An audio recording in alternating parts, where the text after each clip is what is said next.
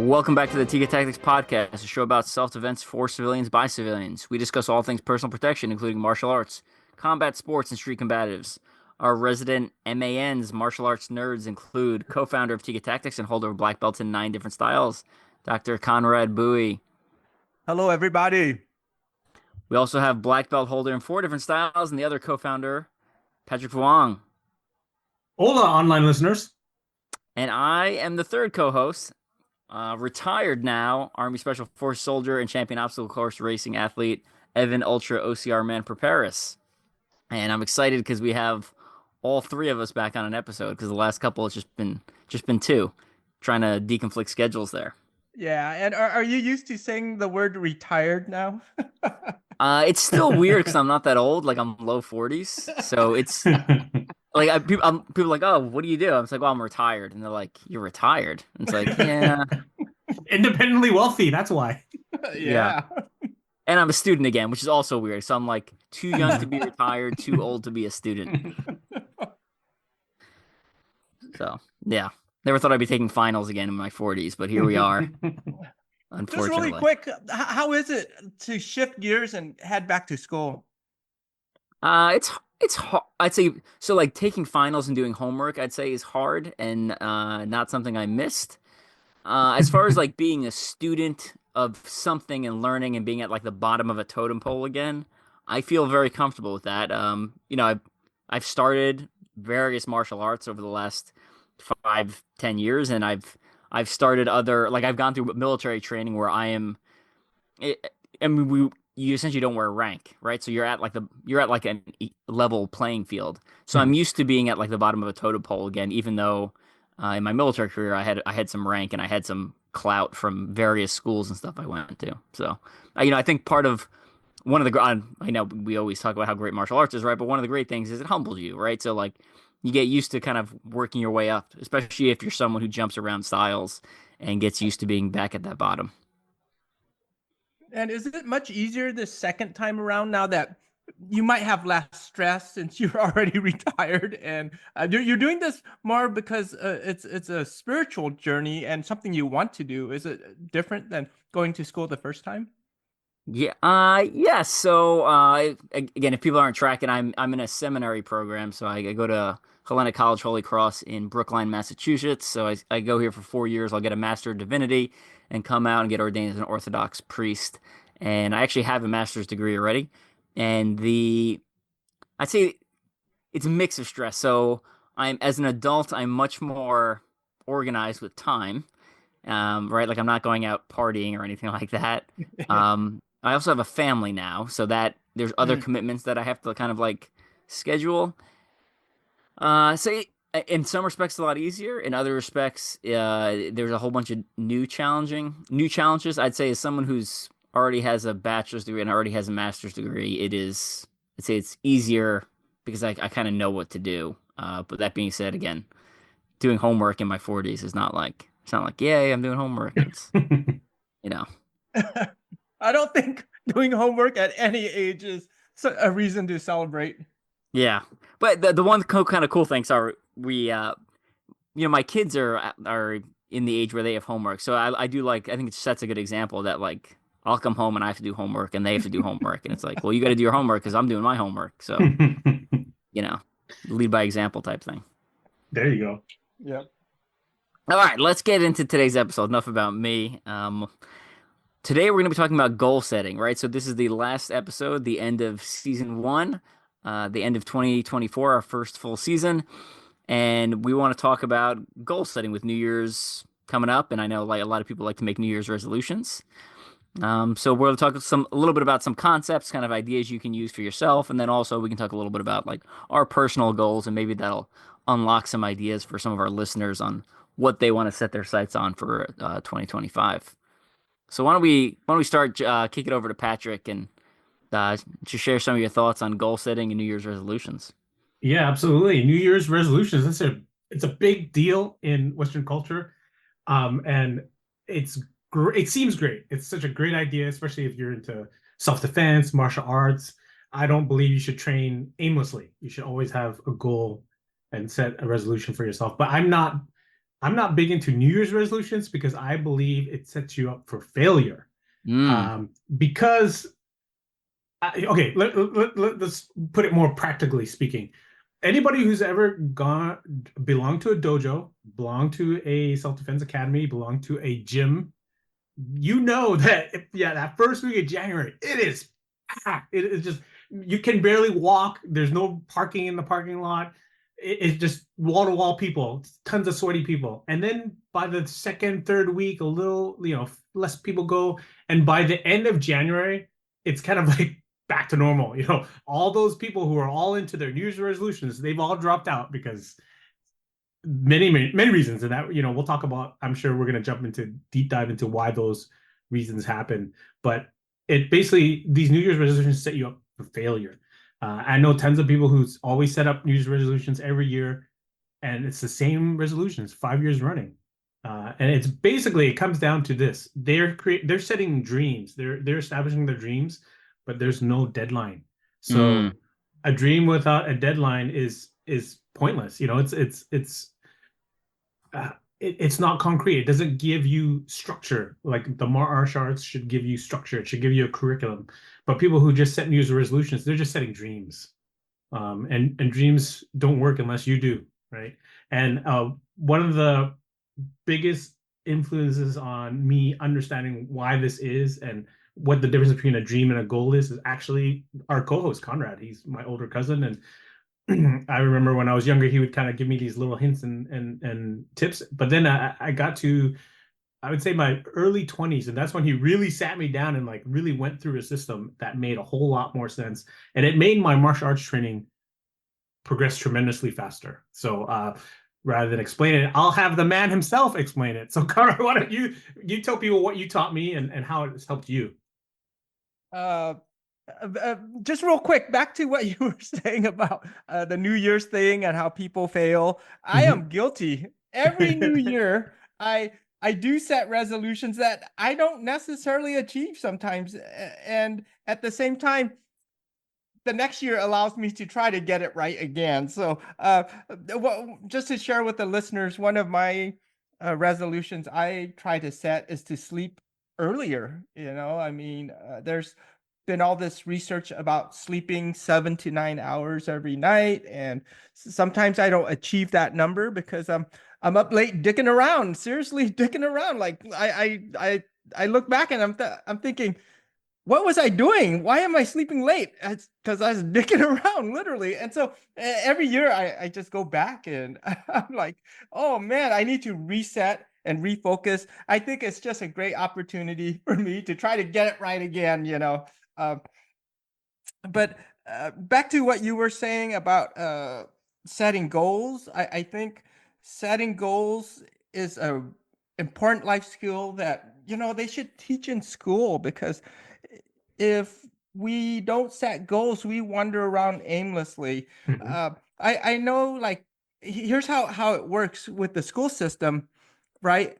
You get goals set for you Mhm. when you're young. You're in elementary school. Your goal is to graduate elementary school, and your teachers, the school district, will provide you step-by-step guidelines on how to do that. Okay, show up to class at 8 o'clock or whatever time it starts. Sit in class, listen to your teachers, do your homework, uh, and then rinse and repeat. And then they tell you exactly what to study, when to study, uh, the test that you'll take, and each milestone that you need to reach. And then eventually we get into middle school, and then high school, and then college, and master's degrees, doctor's degrees, all of those things.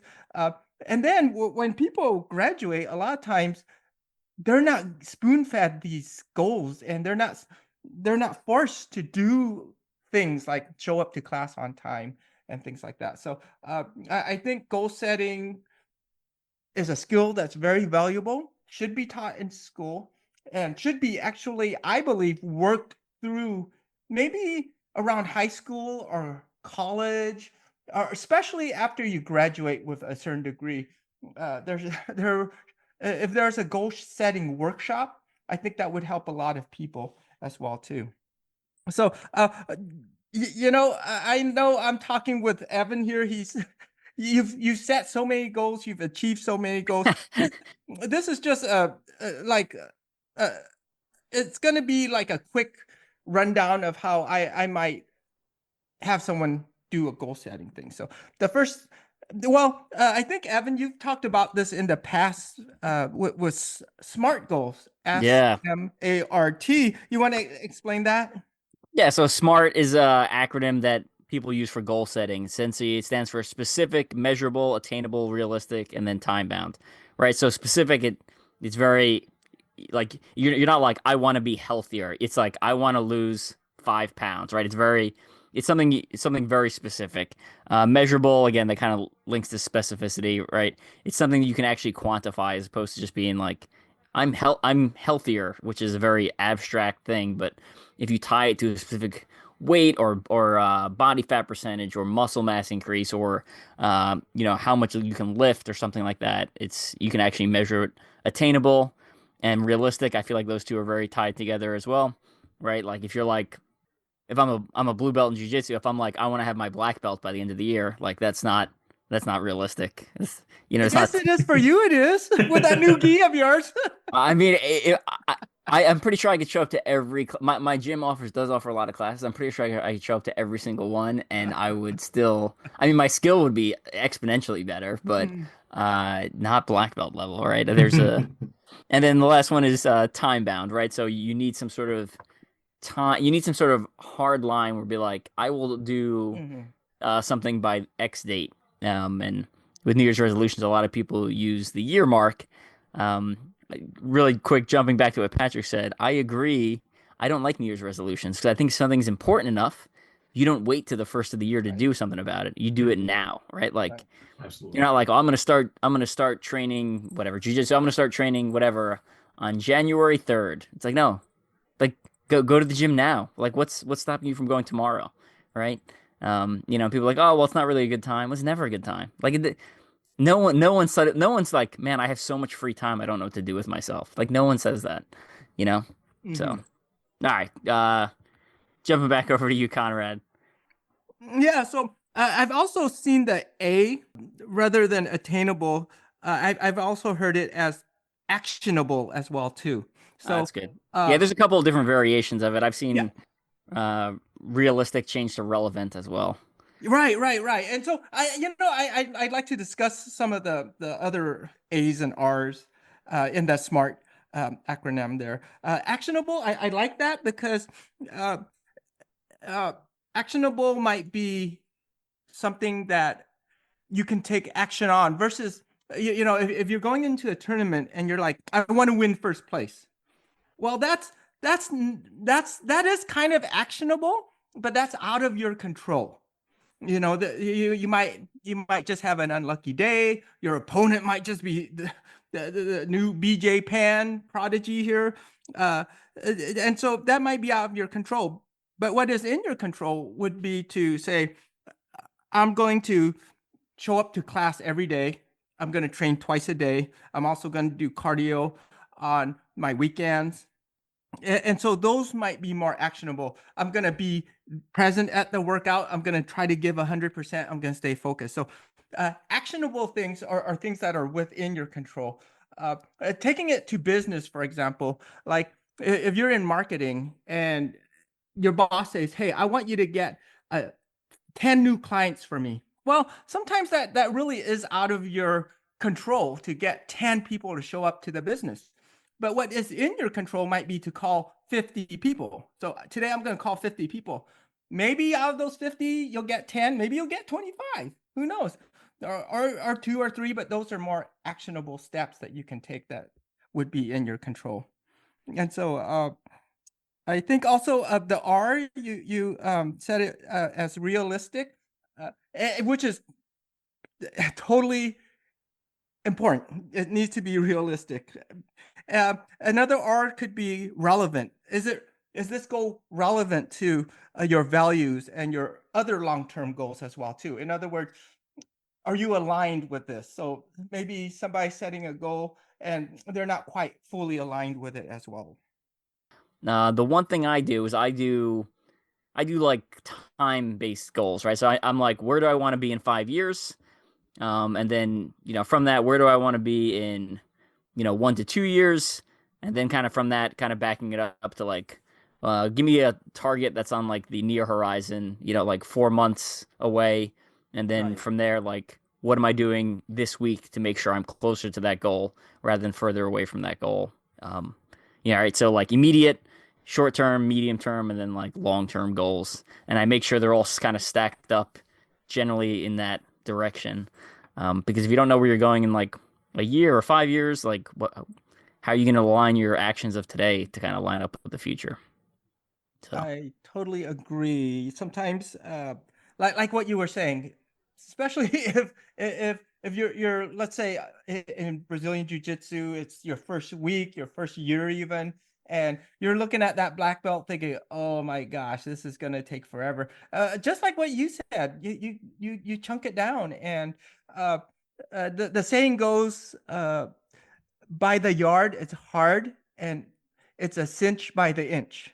So if you mm, can just break it down and say, okay, well, let's just go for that first stripe. If your school gives stripes, not every school gives stripes on those belts, but I'll just go for my first stripe, show up to class every day, be there, try my best, ask questions, uh, be uh, be there to participate and give it my all.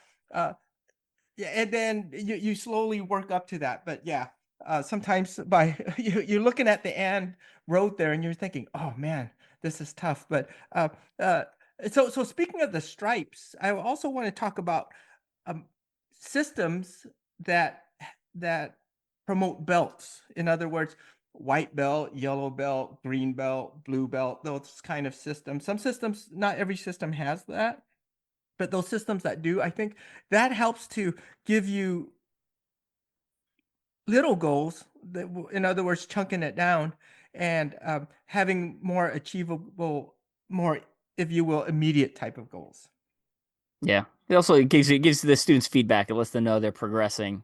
Um, and some people don't need that. So they don't think they need that, but I think everyone enjoys it on some level. There's some people who absolutely cherish the next belt, the next rank or whatever. And other Mhm. people are like, yeah, cool, yeah. Nice pat on the back, but let me get back to training now. So, I think it's I think there are definitely pros and cons to doing belts and then stripes within belts. I think some schools, we'll call them like dojos, take it a little too far. They'll have, I don't know now. It used to be there were no stripes in between belts, and then it became like, we'll give them two stripes in between belts. And then it's 3 or 4 stripes in between belts. It's now there's like colors in between. There's now like brown, black belts that are in between, and all this other stuff. Those are clearly just to make money. But let's be honest. These are McDonald's. They're black belt factories. They're trying to make money. But having said that, I do agree with Conrad and you, Evan, that they are like little markers along the freeway to indicate, yes, you're going in the right direction, and you're hitting the marks along a certain timeline, which is good. And again, will kind of go back to the system you train in, your instructor. At my school, we do a bunch of different, it's a mixed martial arts gym, so we do a whole bunch of different styles. And my BJJ instructor, we don't we do no gi mostly, so we don't wear our belts. But everybody understands where they are in that ranking in the hierarchy, and then when you're promoted, you do get a belt, or you do get a stripe added to your belt. So we do have rank, we do acknowledge it. Everybody knows their place, but we don't need to wear it every single class as an ego thing. So there's always a give and take, and every school will be slightly different. But I come from a traditional martial background, so I do like the idea of belts if it is for specific systems. Obviously, I've trained in systems with no belts, and you didn't need a belt to understand that you're progressing. yeah. I think it helps for long term, again, giving people just kind of long term goals to reach for and a path to get there. On the flip side, though, right? Like if it's your like, black belt takes whatever 3, 5 years, 5 year, whatever it may be. Maybe that extends people out to 5 years, but or maybe they as soon as they get it, they disappear. So Mhm. I don't know, Hey, trade off. and back to the McDojo thing, Patrick. Come on. If you're one of our some of our listeners are in a McDojo. Hey, don't feel bad. I'm a product of a McDojo. I went to Mile High Karate, and we had so many belts and in between belts and stripes on the belts. But let me try to remember going through them all. It was like white, then yellow, then orange, then green, then purple, then blue, then brown black, and then black. And then each of those had stripes in it as well too. And you know, as a kid though, it was kind of cool getting a stripe or a belt every, you know, 3, 3, 4, 5 months, you know. And so I think for kids it helped them and it helped me quite a bit. Oh yeah, Yeah, absolutely, for sure. But now they now they have like yellow, or now they have white belt, and then white yellow belt, and then yellow belt, and then Mm. yellow orange belt, and then orange belt. They're just trying to kind of cram more color, more rainbow into the ranking system, you know. But obviously you had a great instructor. That's why you're a great martial artist, you know. Sure, it had the rainbow style as well, but I think the key is it breaks down to what the system is, whether those belts are required, and then how good is your instructor, right? But I'm talking about strictly money making, low quality, you know, strip mall type martial arts schools with black belts who can't kick above their waist. yeah. All right. Any other goal setting kind of generalities you want to talk out before we start talking about like I want to kind of get into some of your personal goals, both Patrick and Conrad, and then maybe that'll kind of loosen up some ideas for our listeners, and then give them ideas of things they want to add into their own personal plans for 2025 and beyond. Sure, sure. I'm one of the things I learned from Conrad is writing these goals down. I know, you know, you talked about the SMART acronym and things like that. That's a great structure for how to write your goals down. You can literally just follow the SMART for every goal that you want. And I, I feel like there's a huge, I'm not just saying this because I'm a writer, but I feel there's a huge amount of power that you obtain by writing something down. And it's different. And I prefer paper. I'm sorry, I prefer pen on paper for these types of goals as opposed to fingers on keyboards, which is generally how I write, is on a keyboard. But when it comes to goals, I feel like there's something extra meta almost about it, writing it through my fingertips onto the paper. And I think that's a huge essential part of goal setting, is having it on paper. Yeah, there's how do you feel? So I agree with that. I think that's a great technique. In my book on endurance, I talk a lot about goal setting. It's about a 100-page book, talks about essentially mental tricks to kind of prepare you for endurance. And one of them, there's a good chunk of that, basically a chapter focused on goal setting. One of the things I've read, I've actually read on both sides. How do you feel about telling people your goals, right? Like, do you Hmm. think that helps because it adds like essentially peer pressure to avoid looking like a hypocrite? Or there's some other research that says like when you tell people your goals, it essentially gives you that positive feedback like it's happened already, and then people don't Hmm. follow through on them. Yeah, absolutely. And that, What are that your does go thoughts? back to that goes back to the whole idea of New Year's resolutions, and why I know people who have literally the same resolutions every year and they never accomplish them. And it's because they're always telling people what they are. You know, a common one is, I'm going to lose 20 pounds, or I'm going to make $100,000 this year.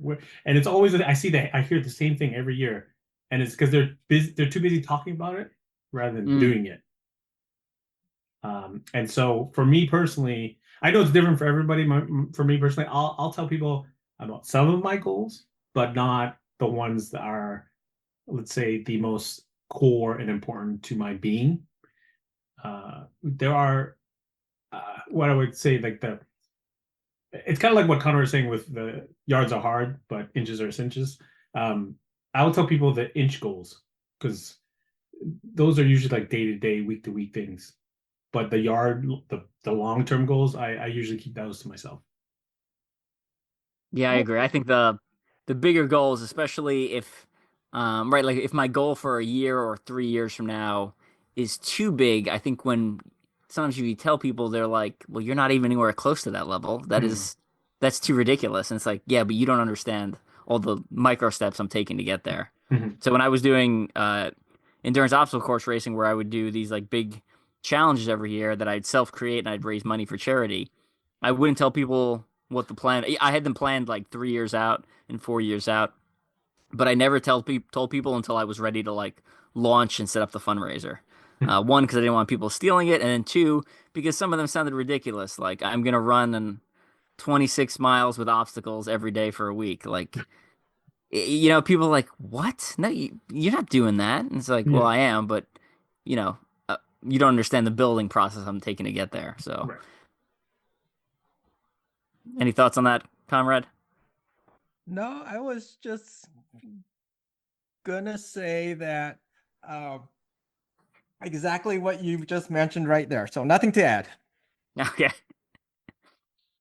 All right. Let's talk about some of your specific goals, and then we can obviously use that as jumping off points to talk about generalities as well. We'll start with Conrad, since you have the most obscene number of martial arts qualifications out of the group. What are some goals you have for 2025? With martial arts, I never really had like specific goals. Like, there's always the end results, like trying to get your black belt or becoming an instructor in an art. Uh, my whole thing was always to just be consistent. Mhm. That was my goal, just to be consistent, to show up to class as many classes as I can, or as many classes as there were. Sometimes my teachers only taught once or twice a week, and so my goal was to just show up to those classes day in, day out, year in, year out, and eventually, you're taking those little steps, and it's almost like I noticed when I used to bike to the gym. It was not that far, but it was a lot of hills in San Francisco. So I noticed that when I biked, if I just looked forward about 45 degrees, it wouldn't be so daunting as if I was looking up the complete hill. So I would just look about 45 degrees, and I would just paddle, paddle, paddle, and then I would look up once in a while. And so just looking forward or at about 45 degrees for me were those little steps that I just took coming to class day in and day out. And then um, once in a while, when I look up, I'm like, wow, I've achieved quite a bit up this hill here. And so that simply is my goal, is to just be consistent, train daily. I often like to maybe do a certain type of martial arts competition during a year as well too. Last year I competed in a kung fu tournament. This year I competed in a Brazilian jiu-jitsu tournament, and so uh, those are my goals, though, just to be consistent. What about you, Evan? Yeah, I've kind of separated my goals into, I'm gonna say, talk about like art, basically, or style rather. So I agree with the consistency. I think that's super important. And the way I kind of look at it is, my goal in general is basically like show up to every class I can, as long as I don't have something that actually interferes, right? Like obviously I'm not going to skip school, or some of my church services are in kind of weird times, so like I'm not going to skip those stuff. But if I'm free, right, like I'm going. Even if I don't feel like going, even if I'm tired, even if I didn't sleep well the night before, like it's like a job to me. Like I'm going to show up and train. Um, I'd say that's kind of like the overarching one. But then, within, like, I'm currently studying Western Piper method, which is a knife system. So I'm obviously moving up a level in that. So I'm on level 2. There's 3 levels and instructor. So I'd like to move up to level 3 and then instructor this year. For BJJ, how often people give out stripes and belts and stuff like that is too. I feel like it varies really, really widely. So again, my goal there is to show up to 3 to 5 classes a week for BJJ. Just kind of stay consistent. That's something I can measure because I can't always control how often they give out stripes and stuff like that. Right. Um, yeah, and then on the kind of the mindset side of things, we like to do mindset, skill set, tool set type stuff. I have a goal of, which I've been doing for a couple of years now, is like finish one martial arts piece of like digital content per month. Um, So whether that be a Tiga Tactics course or a different DVD I buy or some other online program where I don't just watch it once and then I'm like, all right, block checked. Like I watch it, I do some practice on it, I watch it, I take notes on it, right? Until I feel like I've consumed at least kind of like the key and important parts. And my goal is always like I always need one per month. Um, if sometimes I get more than that, sometimes I barely scrape by, and it's like 48 hours left in the month, and I'm like scrambling to like watch and train something. But it kind of forces my hand and makes sure I'm always kind of consuming some sort of digital content to augment my martial arts skill set training. And then I listen to podcasts every time I drive. So that's some of my other digital content, but I don't really track that as closely. Very cool. So when you say once a month, is it like a deep dive that you're trying to do? It's more of like so like I'll watch it in snippets throughout the week. I'll usually put it on before I go to bed, and then it really depends on the topic, and then I'll obviously rep it if I need to, which I typically does require some Mhm. repping. So like anytime I did one of the Tiga Tactics courses, I would count that as one. Mhm. Um, I would count for a while. I was basically doing like essentially move up a quote unquote rank or some sort of certificate producing thing, but that kind of became too hard to track and it didn't always make sense, right? Like yeah, I'm like one month, maybe a month I'd get a stripe in this in BJJ, another month I'd get like a Jeet Kune Do rank, another month do a Tiga Tactics course.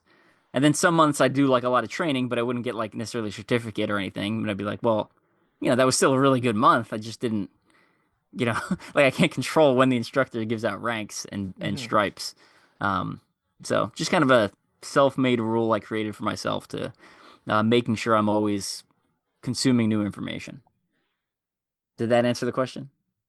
Oh yeah, I like it. I like it. I might want to implement something like that as well too. That's pretty cool. I've got a running list on my phone in like the notes section and it lists like all the random courses and stuff I've gone through in the last like 3 years. So it stretches back a while. So I remember you telling us in a car ride once all the many topics that you have studied online or through DVD. It's pretty impressive. yeah, like I said, I go deep. I go deep. I go deep. And yeah, I'm always doing a couple at a time, right? Like I know when you read books, like if you're like I'm gonna read this book and then move on to the next book and then move on to the next book, you actually read faster if you do a couple of books at a time, ideally in slightly different topics so they don't blend together. Because when you get bored of one, you'll be able to switch to something else that'll like re-engage your mind and you'll be able to read for longer. Mm, interesting, interesting. I'll have Same to goes try with that. martial arts DVDs. Like I was watching a lot of essentially knife grappling on Tricom today, and I just couldn't. I was like, I'm tired of watching people grab each other and try to like maneuver around blades, and I switched to like a striking DVD, and I was like, oh, this is better. This is a break for my mind. Nice. That's a great strategy. What about you, Patrick? Goals. This will kind of contradict what I said earlier about not sharing long-term goals, but it's kind of weird with martial arts. I'm kind of, I'm not trying to copy Conrad here or anything, but when it's come to martial arts, when I started a long time ago, my only goal, honestly, was to absorb as much information as possible. And so I never set out every year to say, oh, I'm going to get this black, I'm going to get this belt by this time, or I'm going to be able to do this kick by this time. It was always just an overarching suck in as much information as possible, like try to drink from a fire hose. That was always my goal. Um, as I get older now, I realize, and due to Conrad's influence as well, is to understand like, oh, you really do need to chunk it down so that you can measure how much progress you've made and what areas you need to focus on. So I would say right now, my overall arching long-term goal is still the same. It's still absorb as much information as I can. But now it's a little bit more difficult for me because I've got a lot of other personal obligations. So how do I balance all this? Because I'm currently studying Brazilian Jiu-Jitsu, Muay Thai, and Pikiti Kali. Uh, those are the three that I'm kind of focusing on at the moment. And so how do I juggle all three and give each the right amount of time and focus. And so I guess the goal for this year would be to figure out a system to balance it all. So I feel like I'm making progress in all three of them. And then the other broad goal would be to be able to go consistently to all three without being injured. And that's such a weird thing to say, but since joining jiu-jitsu, I've gotten injured a lot more often at higher frequency, which I in the previous 25 years of my martial arts career, injuries are actually pretty rare, and it's because I did mostly stand up. And when you're standing up, you're actually in control of a lot of the situations that you're in. But when you're grappling, things happen. People fall on you, you fall on them. Anybody who does jiu-jitsu knows injuries happen, and so I have to also combine that with the fact that I am getting older, which is kind of weird to say, but I'm not a spring chicken anymore, and so understanding that I am not going to heal within one day like I used to when I was a teenager. I might need a week to heal instead. I also understand I could get injured more easily because I'm older, and so warm-ups are really important now. Before warm-ups, what the hell is that? Let's just jump into it. Now, when people ask me, "Hey, can you do a flying jump kick so I can take a picture?" I was like, "I need to warm up, bro. Let me jog around the block a little once or twice before I do that." So yeah, understanding that, how do I put in the time for these arts while also not being injured? That's going to be a big goal of mine in the coming year. I've also got another goal again, I write content, and I've got two. I was doing like one book a year. It was like my goal for the last couple of years, and I've been holding it pretty steadily. But I think I might do two this year. They're both basically done. I need to edit and stuff like that. So hoping to get one out in, I don't know, early this year, winter, maybe early spring. That Conrad's Nice. writing the forward for, and then the other one by summertime. So Impressive. Yeah. speaking of which, what do we have any Tiga tactics public goals we can share, or any things that our listeners can look forward to? I Maybe generally not keep specific courses, but number of courses that might come out. I generally keep the Tiga Tax goals close to the vest for a variety of reasons. But I maybe this is a team goal that we can vote on now, actually. And that one of my team goals is to do this podcast, but uh, with the camera on, so people can actually see us talk. Ooh, And that's because a couple of people have asked me, like, "Hey, dude, you got a podcast, but why don't you throw it up on YouTube and have your camera on, and we can see you guys interacting with each other?" And to be honest, I never thought, because podcasts are usually just an audio thing. But a few people have asked me, like, "Hey, you should just turn on your camera and let's record this bad boy." So I don't know. Does the team want to vote on it now for this goal of 2025, or let's hold off for a little bit? I'll vote. Yeah, I mean I honestly started doing audio primarily first, just to make it easier to edit and Mhm. easier to upload and require less room on my computer, which is not the fastest or the newest with the most amount of space. Right. So if we're yeah, if we're doing video, I'm down. I'm down for it. And I will go whatever you two vote for. I'm good either way. Okay, cool. We'll powwow a little bit and see the what sort of technical challenges we might face, but that could be something that we might do in the coming year. I would also like to take another trip out to again see you guys and do some other content production or some other stuff. So I'm excited. I'm excited to see what this year brings, and Well, one of the goals for Tiga Tactics is to continue providing in-person training.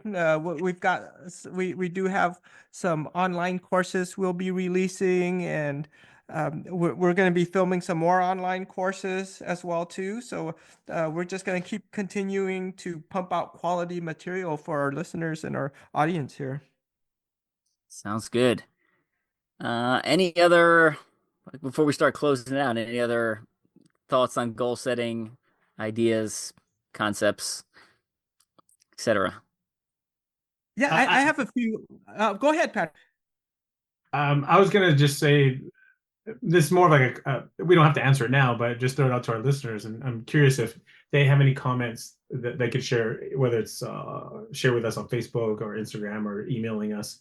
But when they do their goal setting, and they write them down, do they do it in like a list form? Do they do it in a flow chart? Do they do it in like a Venn diagram? Like how do they visualize their goal setting? Because I know everybody does it slightly differently. So that I'm more curious than anything. Yeah, yeah. Please share that with us, anyone listening, and also, I believe in looking at that list regularly as well too. If you when you do write down your goals, uh, people often, well, I guess the authorities or authors, they often recommend reading it at least twice a day, once when you wake up and right before you go to bed, because those are times when your subconscious mind is interacting with your conscious mind, and so those two can meld together. So right when you wake up and right before you go to bed are good times to review your written goals as well too. Let me just share a few other things real quick that I was thinking about sharing.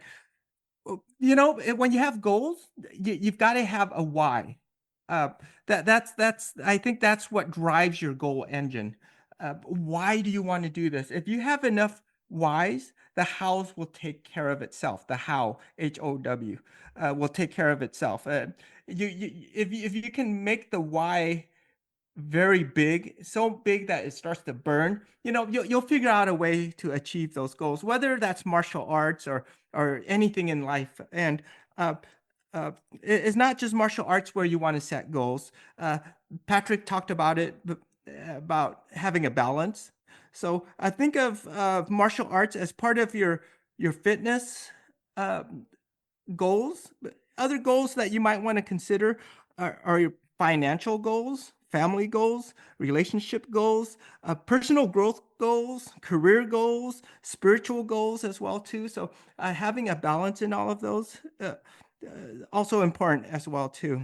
Uh, and I do want to say the old saying, birds of a feather flock together, uh, hang out with people who motivate you and inspire you as well too. It's a saying I heard a long time ago. It's hard to soar like an eagle when you're working with turkeys. It's true, so if you're hanging out with people who inspire you and motivate you, that'll help pull you up, versus if you're hanging out with uh, people who are dragging you down. So it's important to try to associate yourself with people that will help bring you up. And one last thing, Tiga meaning three. I'd like to leave our listeners with three thoughts here: motivation, discipline, and determination. So motivation will get you started. Whether that's watching a movie and you're motivated, seeing somebody do something and you're motivated, uh, and then the discipline, going back day after day. Uh, Discipline keeps you going, and then determination, what uh, people are calling grit. Uh, Determination gets you there. So motivation gets you started, discipline keeps you going, and determination helps you get to the finish line there. So just a few thoughts on goal setting there. And so anything anyone want to wrap this up with? That was pretty good. I like that. It's on one of the strength and speed shirts we had made. We had the three P's written on it. It was what was it? Preparation, persistence, and performance. So I thought that was pretty interesting. There's a lot of overlap with the three you just suggested. So I like it. Good stuff. Oh, before we wrap up, anyone have books that they would recommend, or programs on goal setting, motivation, those kind of things? I don't have any specific that are not like generic motivation. I have specific for like specific topics. Most of them has to do with endurance and stuff like that. So not necessarily specific, kind of generic motivation. So I had a friend that recommended I read this like one specific kind of a self-help motivation book. I'm not gonna name the actual name of it, but it didn't actually give any actionable steps. It was just hyping you up like, oh, you're awesome, you're tough, you're gonna be so great, you're a badass, blah blah blah. And I was like, when are we gonna get to like actual steps on like how to become better? And it was not a good book. And I haven't explored. It's one of those ones from like the self help section. I haven't explored the whole self help section or even a lot of it. But I thought that book was, which was like it was like a New York Times bestseller. I thought it was just complete garbage. Um, and then I was like, oh, well, maybe I'm sure the author is like very accomplished and this person has done a lot of great things. And I kind of looked into their background and their bio, and it was like the big thing they did was write this book. And I was like, what else did you do? Or like, are you an accomplished martial artist? Are you a competitive athlete? Are you, a successful business person, a CEO, an entrepreneur? And it was just like, I wrote the book about how great. And I was like, this is garbage. I gave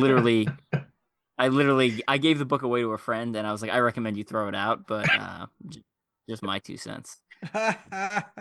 Ouch. Hey, they were successful in getting you to read it. I Yeah, it was somebody gifted it to me. Somebody gifted it to me. And then at the same time I was like, well, this person's book sells a lot more than mine. I don't know what that says. But yeah. Sometimes the best content doesn't always get the widest reach. Sometimes it's the content that as you see on social media that, you know, I don't know. It catches people's attention and makes them feel good whether it's true or not. Right. Exactly. I've got a little list I'd like to share with our listeners, and then I'll turn it over to Patrick and see if there's anything Patrick recommends. But one book I often give as gift to friends and family is called Think and Grow Rich by Napoleon Hill, and uh, Bruce Lee read that book. And if you go online and Google Bruce Lee definite chief aim, you'll see that he followed that book, and that definite chief aim comes from that book. And so that was a pretty amazing thing when I connected those two dots there as well too. So I think in Grow Rich, it's old, it's a little dated, but the foundation is there. Another book I'd recommend is called The Secret, and it talks about visualization and having gratitude and bringing things into your life that way. It's a little foo-foo for some people, but I appreciated it.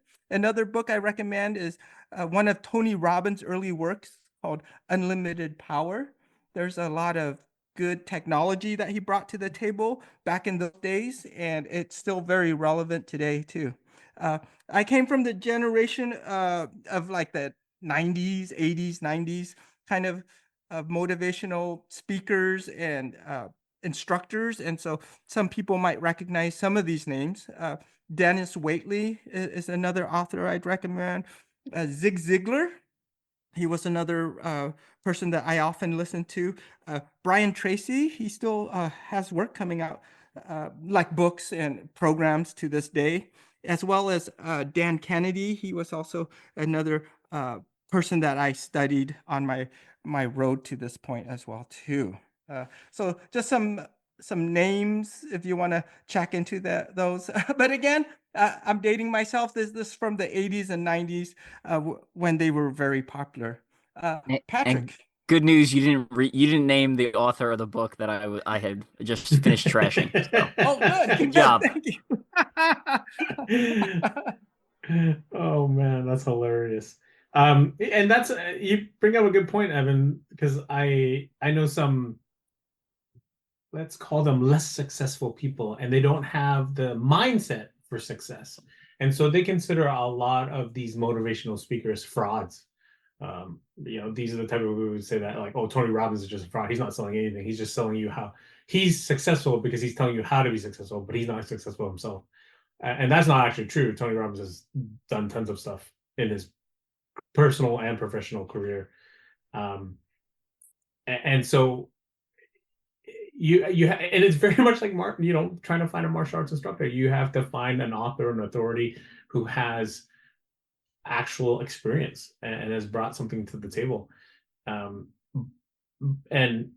to kind of go back to those people with closed mindset, they're not successful because they're very negative. They think everybody is a fraud, or the system is set up to make them fail, and everybody's holding them down.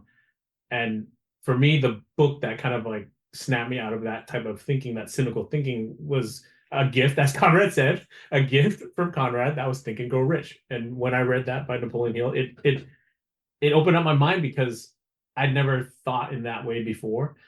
And so I often recommend that book, partly because of the way it changed your mindset, but also because it is written in a very old style, like early 1900s. And so it's difficult to read. And so if you can finish that book, it proves to me that you have the determination to take your life a step further. There's a little nuances to that, to being able to finish that book, not just to obtain the knowledge. So I recommend that to everybody, whether your goal is to be rich or not. I mean, you can literally replace that word rich and instead say, think and be happy, and you can read that book and obtain the goal that you want, because it is that significant. The other there, and Conrad mentioned a whole bunch of other people who are big influences me as well. I highly recommend you guys check those people out. Bruce Lee was also a big influence on me, so I pretty much read everything that was written about him. Unfortunately, he didn't live long enough to write books. I mean, we talked about the Tao of Jeet Kune Do in a previous podcast, but he wrote it, but it wasn't published in the form that he intended. So I read as many books about Bruce Lee as possible because it was motivating to me. It was inspirational. And there's a book I'm literally looking at right now called Discipline Equals Freedom. And anybody who's been to our seminars knows that Conrad likes to have people quote it. It's a thick book, but there's actually not a lot of content to it because there's mostly pictures, to be honest. But it's not about the quantity, it's about the quality. And what Jocko Willink talks about in that book is very cool. It's more about altering your mindset to be successful, even when your life seems like it's in the crapper. So those are my recommendations. Good stuff. Any final shout outs we need to give before we close out the episode, or upcoming events, things our listeners need to look out for? Like, send it over back to Patrick first. Actually, I would just, wish everybody a happy holiday, happy new year. There are some things brewing, but I don't want to reveal just yet. So just keep training. Hit us up on social media, Instagram, Facebook. You can email us at info@tigatax.com, and just stay connected. And we're going to reveal some cool stuff coming up in the next few weeks here. Conrad, what do you got? Yeah, so like what Patrick said, please make sure you check your email. If you're not getting email from us, make sure you sign up. Or if you already did sign up, check your spam folder as well too. We're gonna have some special gifts for everybody, and thank you. And since this is our first season, I'll tell you what, if you contact us and tell us that you've listened to every episode, we'll send you something. Maybe we can send you a decal or a patch or something like that. We'll send you something. So contact us through the email that Patrick just in there, and we'll send you a gift. Can we do that, Patrick? Oh yeah, absolutely, for sure. Sweet. That's a pretty good deal. I've never heard that before on a podcast. I like that. Yeah, well, if you've listened to every single episode, thank you so much. Thanks for hanging out with us. And if we haven't met you in person, hopefully we'll meet you at a live seminar this coming year. And for our listeners, if you haven't listened to the previous episode, go back and listen to that. There's a bunch of not only links to products we mentioned, but also there's a discount code in the show notes of our last episode, the holiday Christmas shopping one. So go check that out. And if you didn't get what you were looking for the holidays, or maybe you got some money and you were looking for a place to spend it, a lot of good recommendations in that episode me and Patrick did. So head back and check those out. I think that's all I got. Awesome. All right. Thank you so much, guys. We will see you guys in 2025, maybe on video, ? Regardless, keep pushing, keep moving forward, everybody. Let's make 2025 an amazing year.